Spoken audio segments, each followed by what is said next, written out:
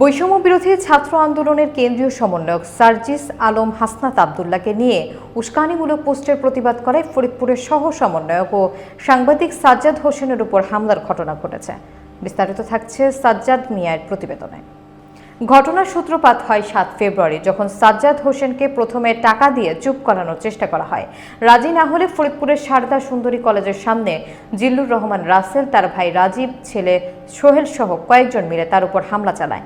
এই ঘটনায় ফরিদপুর থানায় মামলা হলেও আসামিরা এখনও গ্রেপ্তার হয়নি। বৈষম্য বিরোধী ছাত্র আন্দোলনের নেতারা ঘটনার প্রতিবাদে প্রেস কনফারেন্স করে প্রশাসনকে আলটিমেটাম দিলেও কোনো কার্যকর পদক্ষেপ নেয়নি পুলিশ। বরং অভিযোগ উঠেছে এসআই আলমগীর আসামিদের পক্ষে থেকে ঘটনাটিকে ধামাচাপা দিতে চেষ্টা করছেন।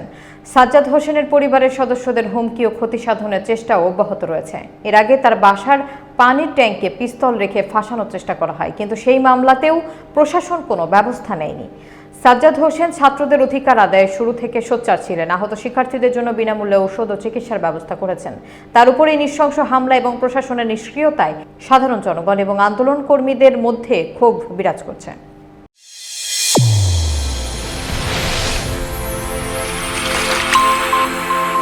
চ্যানেল A1 হৃদয়ের স্পন্দন।